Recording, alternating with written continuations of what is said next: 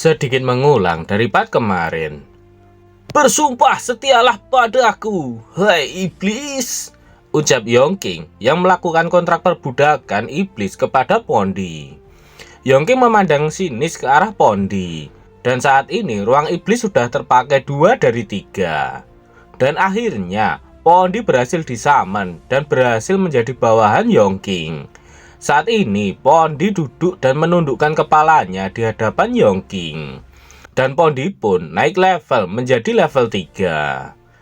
Yongking cukup puas dengan Pondi. Dalam hati Yongking, level pelayan baru ini cocok denganku, jadi tidak perlu berlatih dari awal. Pondi pun menanyakan apa perintah untuknya. Sembari mengepalkan tangannya, Yongking mengatakan jika dungeon level rendah telah dimonopoli oleh guild nakal. Prioritasnya sekarang adalah menemukan dungeon yang tidak diatur.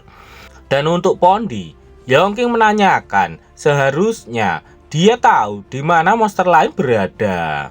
Yongking memintanya untuk mengantarnya ke dungeon mereka. Keesokan harinya, di rumah Ding Feng, terlihat ada seseorang yang berada di depan pintu dan mengetuk pintu kamar Ding Feng. Setelah pintunya dibuka, ternyata yang mengetuk pintu itu adalah seorang pengantar paket. Dia membawa paket untuk Ding Feng. Namun Ding Feng sedikit kebingungan, padahal sebelumnya dia belum pernah memesan apapun akhir-akhir ini. Namun karena itu paket memang untuknya, Ding Feng pun tetap mengambilnya. Kemudian Ding Feng membawa paket itu masuk dan bergegas membukanya. Ding Feng penasaran dengan isi paket itu dan ukurannya cukup besar dan lumayan berat juga. Ding Feng berpikir apakah ada seseorang yang ingin mengerjainya dengan mengirimkan batu bata. Namun setelah dibuka, ternyata isinya cukup mengejutkan. Itu adalah perisai yang dia dapatkan dari dungeon sebelumnya. Bahkan ada beberapa batang emas di dalamnya.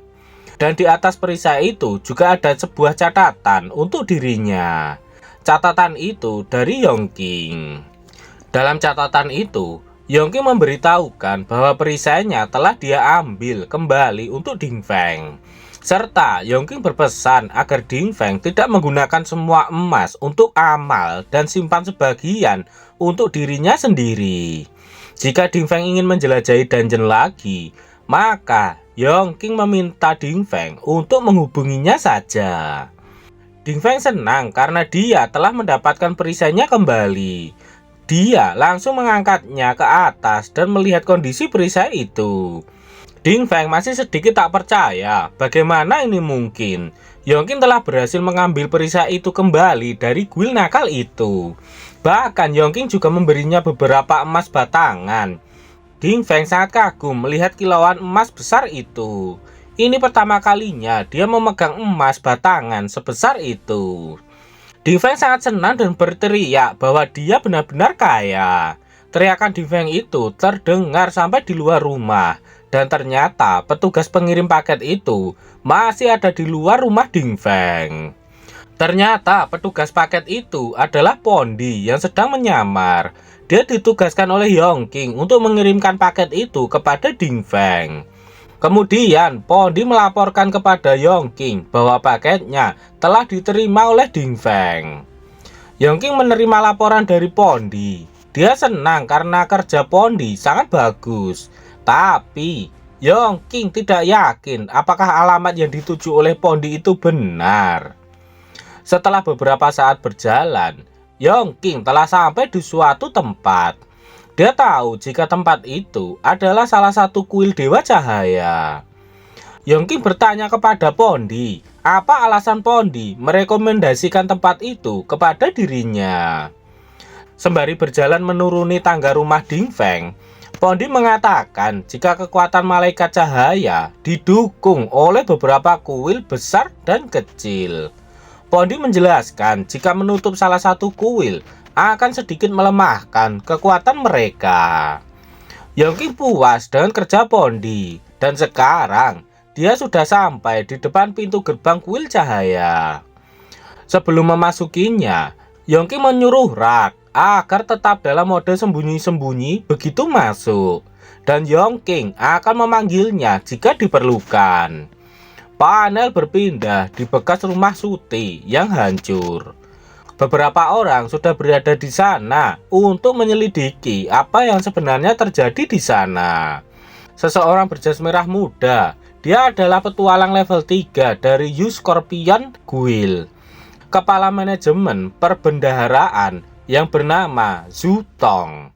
Zutong menanyakan di mana saudaranya dan apakah mereka berhasil menemukannya. Namun, orang itu mengatakan jika mereka sudah berusaha mencari, namun mereka tidak menemukannya. Dia mengatakan jika semuanya terbakar menjadi abu. Orang itu juga mengatakan kalau itu adalah jenis sihir api atribut waktu yang belum pernah mereka lihat sebelumnya. Selain itu, tidak ada petualang tingkat rendah di daftar yang bisa menggunakan sihir seperti itu. Kemudian, Zutong memerintahkan orang itu untuk menginterogasi semua orang dan juga menyelidiki semua petualang yang terdaftar malam itu. Zutong terlihat sangat kesal. Dia memerintahkan orang itu tidak peduli metode apa yang dia gunakan. Yang terpenting, dia harus mencari tahu apa yang terjadi dengan 10 juta emas itu. Zutong tidak mempermasalahkan yang sudah mati. Menurutnya, yang mati ya mati. Tapi uanglah yang terpenting. Apalagi jika malaikat tahu mereka telah dengan ceroboh membiarkan harta seperti itu diambil, maka malaikat mungkin tidak akan pernah memihak mereka lagi. Panel kembali ke kuil cahaya. Terlihat seorang kesatria cahaya korup level 3 yang sedang terjatuh. Dia sudah tidak bisa bertarung lagi dan terjatuh ke tanah. Kesatria itu akhirnya tewas dan memberikan tambahan 18 ISP kepada Yongking. Selain kesatria itu, di sana juga masih ada beberapa kesatria yang mengepung Yongking. Aku akan mengatakan ini untuk terakhir kalinya, mengingat kau dulu. Kau pernah menjadi bagian dari faksi cahaya. Aku memberimu kesempatan untuk menyerah dan meletakkan senjatamu, ucap Yongking memerintahkan para kesatria itu. Namun salah satu kesatria itu tidak memperdulikan peringatan dari Yongking dan langsung menyerangnya. Tapi itu bukanlah hal yang sulit untuk dihindari oleh Yongking. Yongking pun berhasil menghindar dan langsung melakukan serangan balik dengan daggernya yang membuat kepala kesatria itu terpisah dari badannya. Namun dari arah lain, kesatria lainnya sudah mengangkat pedangnya dan mengarahkannya ke arah Yongking. Yongking menyadari serangan itu dan langsung mengaktifkan skill Soul Tremor yang membuatnya kehilangan konsentrasi dan terjatuh ke bawah. Namun salah satu kesatria memerintahkan semua orang untuk menyerang secara bersamaan dan mendorong Yongking dari jembatan. Yongking kembali mencoba menggunakan skill Soul Tremornya. Namun kesatria itu tahu serangan itu dan menangkisnya dengan perisai yang dia bawa, sehingga mantranya terputus. Saat Yongking hampir didorong dari jembatan itu, dengan lincahnya dia melompat ke atas untuk menghindar, dan setelahnya Yongking langsung menendang kepala kesatria itu. Dan dari arah lain, ada sebuah sabetan pedang yang mengarah padanya yang saat ini masih berada di udara. Tapi tetap saja, Yongking berhasil menghindar. Bahkan, Yongking berhasil memisahkan kepala kesatria itu dari badannya. Terlihat, seorang kesatria bertanduk. Dia kesal karena mereka tidak bisa menghentikannya. Padahal, dia hanya satu orang saja. Walaupun lawannya susah dan kuat, namun mereka tidak bisa mundur lagi. Jika mereka mundur, maka pengawas akan bertindak. Dan inilah kesatria bertanduk itu. Dia adalah level 3 elit yang rusak, pengawas kesatria cahaya. Pengawas itu terlihat sudah mengangkat senjatanya dan bersiap menyerang dengan serangan terkuatnya. Kesatria lainnya terkejut melihat kuda-kuda itu. Dia tahu apa yang akan terjadi padanya. Benar saja, pengawas itu langsung mengayunkan kapak besarnya ke arah kerumunan yang ada banyak kesatria dan juga Yongking di sana. Kesatria itu akhirnya melihat akhir hidupnya berada di hadapannya sekarang. Ledakan super dahsyat benar-benar menghancurkan semua yang ada di atas jembatan itu. Tak peduli itu kawan atau lawan, semuanya hancur lebur menjadi abu. Setelah kepulan asapnya mulai menghilang, hilang pula semua kesatria yang tersisa dan juga Yongking. Tetapi dari kepulan asap yang tersisa, terdengar sebuah suara. Dia mengatakan bahwa untuk berurusan dengan dirinya, pengawas itu sampai menghabisi anak buahnya sendiri dengan begitu saja. Dia membandingkan kalau pengawas itu bahkan lebih seperti iblis daripada Pondi. Pondi yang saat ini sedang bersiap untuk menjelajahi dungeon. Dia bersin-bersin karena sedang dibicarakan oleh seseorang. Kembali ke tempat Yongking. Terlihat Yongking masih selamat dari serangan itu. Yongking bersyukur karena Rak telah melindunginya. Rak pun mengeluarkan suara karena dia telah dipuji oleh Yongking. Namun Yongking mengatakan jika Rak telah berkata bahwa pengawas itu adalah seorang sampah dan dia membuat Rak sangat jijik. Pengawas itu sangat kesal. Dia mengatakan jika Yongking adalah seorang petualang yang tidak penting dan juga ada iblis yang kotor. Maka pengawas itu akan membuat mereka berdua menyesal telah melangkah ke tempat suci ini. Dan pengawas itu pun langsung maju ke arah Yongking dengan mengangkat kapak besarnya itu. Panel kembali berpindah. Terlihat seonggok kepala manusia yang melayang-layang di udara. Setelah itu, kepala itu terjatuh dan memantul-mantul di hadapan seseorang yang membuatnya sangat terkejut. Pemuda berbaju kuning itu sangat ketakutan. Dia memohon agar dia tidak dihabisi sama seperti temannya. Seseorang berambut ungu menunjukkan sebuah foto yang ada di handphonenya. Dia sedang mencari orang dalam foto itu.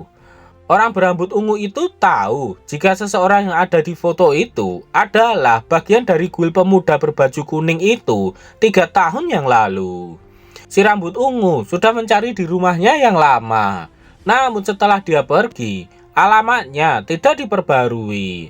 Tetapi dia dengar kalau orang yang ada di foto itu masih berhubungan dengan pemuda berbaju kuning itu. Dan ternyata yang dicari adalah Su Dingfeng. Ternyata benar, pemuda itu mengenal Dingfeng. Dengan wajah yang menyeramkan, pria berambut ungu itu menanyakan di mana dia tinggal. Pria itu bernama Netahu. Dia seorang petualang assassin berlevel 4. Melihat kepala temannya tergeletak di hadapannya, pemuda itu berkata dalam hati, "Dia langsung menghabisi tank utama guild kita. Jika aku lengah sedikit saja, dia mungkin akan membunuhku juga."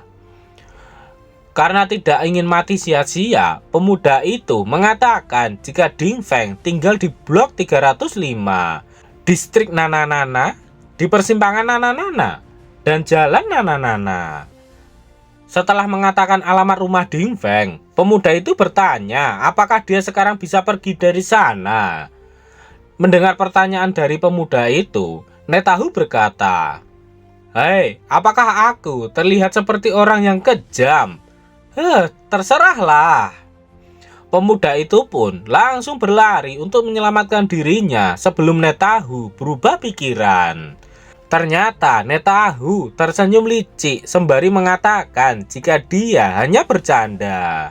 Netahu mengangkat tangannya dan menggunakan skill magic Blade Hidden Heart untuk menyerang pemuda itu. Karena serangan Netahu tidak berwujud dan tidak bersuara, pemuda itu pun tidak menyadarinya. Bahkan saat serangan itu sudah mengenainya, pemuda itu masih saja belum menyadari dan terus berlari. Namun tak lama kemudian, tubuhnya terbelah menjadi 2 dan pemuda itu pun tewas seketika. Setelah menghabisi pemuda itu, Netahu segera berangkat menuju alamat yang diberikan oleh pemuda itu tadi. panel berpindah di rumah Ding Feng. Tak lama kemudian, ada seseorang yang mengetuk pintu rumahnya. Ding Feng terkejut dan menoleh ke arah pintu. Dia bertanya-tanya, siapa lagi yang datang? Ketika Ding Feng membuka pintunya, dia mengira kalau ada paket lagi yang datang. Dan ternyata yang datang adalah Netahu dengan senyuman liciknya. Apakah kau yang bernama Ding Feng? Apakah yang terjadi pada Ding Feng? Apakah nasibnya akan sama seperti mantan teman kuilnya? Nantikan kelanjutannya di part berikutnya.